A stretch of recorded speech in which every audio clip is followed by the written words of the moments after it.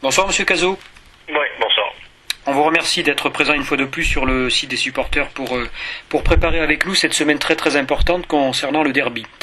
Alors avant d'attaquer sur ce match, je souhaiterais revenir brièvement sur le match de samedi soir. On a senti toute l'équipe dirigeante et l'ensemble des supporters très très frustrés samedi soir.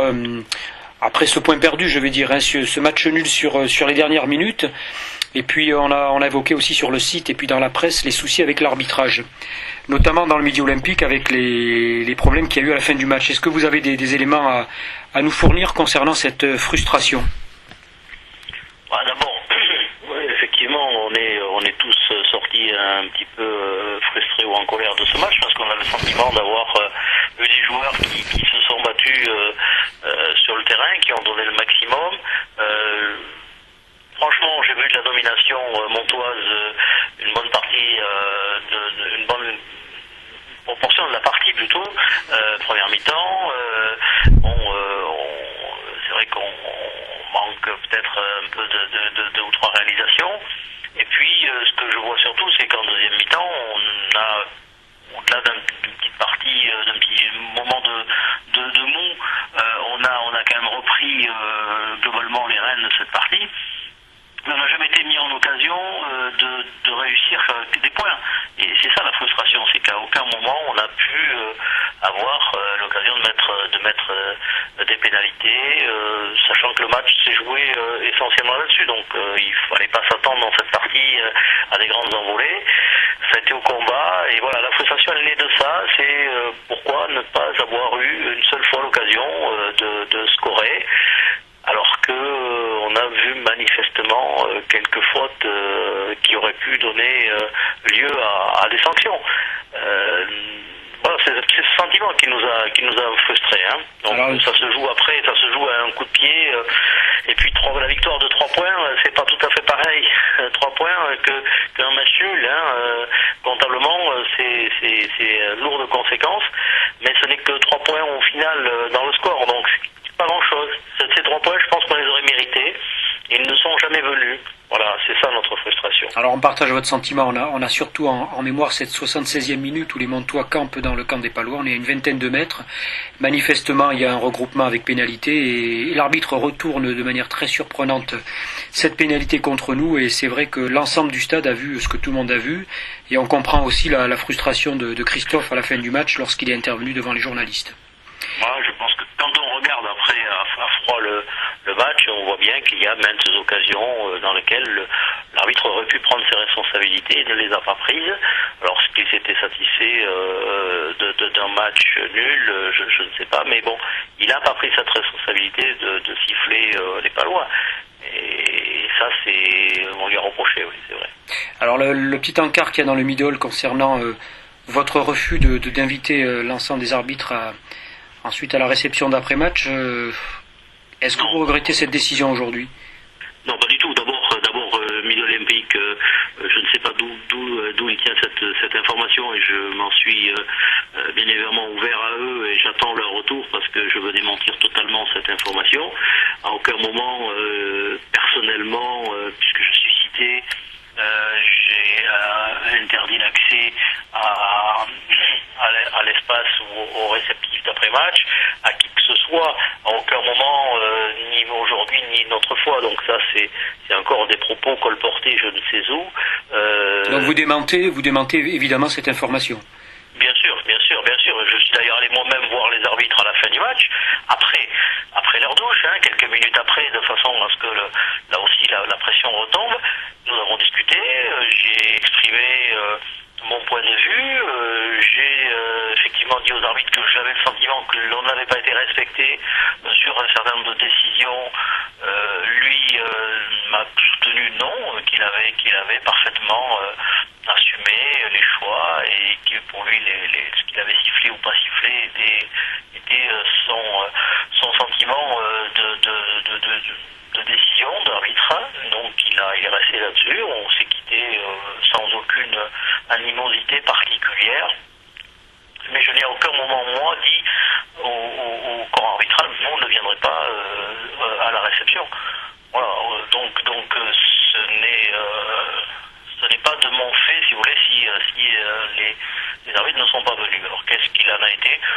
Je ne sais pas, je creuserai les choses. Je crois même avoir entendu qu'ils avaient décidé avant le match de ne pas venir pour des raisons personnelles, mais voilà, après sont-ils pas venus parce que c'est vrai que le réceptif c'était un ensemble où il y avait 600 personnes et que c'était peut-être pas peut-être pas souhaité s'exposer non plus au milieu de tout le monde. Je ne sais pas. Je n'ai pas revu les arbitres à ce niveau-là. Mais enfin, moi, personnellement, je n'ai donné aucune instruction ou un ordre de ne pas les faire venir à la réception. D'accord, ça c'est une information importante. On va passer au derby, président. Alors je crois que c'est votre 4e derby en tant que président. On en avait eu 3 la première année avec la demi-finale en fin de saison à Boniface. Est-ce que ces derbys présentent pour vous toujours une saveur particulière? Oui, bien sûr. Et pas que pour moi, je l'espère, pour tout le monde, pour tous les supporters, mais aussi les joueurs, parce que même si tous ne sont pas issus de notre région ou du club, il y a quand même cette notion de proximité, et le derby c'est quelque chose qui perdure, qui se transmet de génération en génération, et forcément le président est toujours dans le même état d'esprit, c'est dire voilà, il faut que quelque part il se passe un événement particulier au moment de ces derbys, et c'est toujours plutôt un moment plaisant. Alors le groupe va à masse, on sent depuis quelques matchs que ça va mieux. Sentez-vous cette étincelle nouvelle qui est en train d'émerger à l'intérieur de ce groupe? Moi j'ai toujours eu confiance en ce groupe, je l'ai toujours dit. Des fois on a pensé que c'était à contresens, mais moi j'ai toujours eu confiance en ce groupe parce que je les voyais travailler, je les voyais vivre. Je pense qu'ils ont effectivement pris conscience qu'ils pouvaient faire mieux et que le peu de confiance qui leur manquait, ils l'ont peut-être trouvé. Et c'est venu dans la solidarité, dans les actions collectives, dans le soutien des uns envers les autres. Voilà, donc moi je suis assez rassuré sur ça. Effectivement, je peux que constater aussi cette augmentation de confiance qui donne aujourd'hui les résultats que l'on voit depuis 3 matchs. Alors concernant notre adversaire de dimanche, quelles sont les impressions que vous retirez de ce début de saison concernant l'équipe d'Aquoise? J'avoue que j'ai pas trop regardé les Dacois dans leur jeu. Je suis leur parcours par rapport à leurs résultats. Je vois qu'ils accrochent des grosses équipes, que ce sont c'est un groupe là aussi qui a beaucoup de fierté, qui bataille, qui est solide. Voilà, donc après je n'ai pas moi une analyse vraiment fine de leur parcours. C'est vrai qu'on s'est beaucoup concentré sur le nôtre depuis le début de la saison et qu'on s'est moins préoccupé des autres. Donc voilà, on s'attend de toute façon à ce que ce soit un match particulier avec beaucoup d'engagement. Je pense que les Dacois ont envie de nous faire chuter dimanche prochain et puis on n'aura peut-être pas envie, nous, de chuter dimanche prochain, voilà. Alors ça sera sans doute un duel aussi de personnalité. On connaît la personnalité de l'entraîneur d'Aqua. Malgré tout, notre entraîneur a lui aussi une très très belle personnalité. Quels sont les objectifs que vous fixez pour notre équipe dimanche? L'objectif c'est d'abord de réussir un match plein, un match avec de l'engagement, avec du sérieux, voilà, où on évite de faire les fautes et surtout on n'a pas d'excès de confiance non plus parce que avant tout ce qu'on veut c'est voir sur le terrain une équipe qui va se livrer à fond et qui va sortir avec toutes les forces laissées sur le prêt. Donc c'est ça que l'on veut. Après en termes de résultats, ça se jouera de toute façon certainement à des détails et on peut toujours espérer prendre quelques points à Dax parce qu'on en a besoin. Voilà, donc, mais c'est plus dans cet esprit, il faut de toute façon que l'on ait aujourd'hui, nous, l'esprit d'aller chercher des points partout, d'être capable d'aller gagner n'importe où. Voilà, c'est de toute façon avec cet état d'esprit qu'il faut que l'on se rende à Dax. Dernière question, Président, en vous remerciant une fois de plus. Quel est le message que vous avez envie d'adresser aux supporters montois ce soir? D'abord les remercier de ce que j'ai vu samedi, du soutien populaire, mais aussi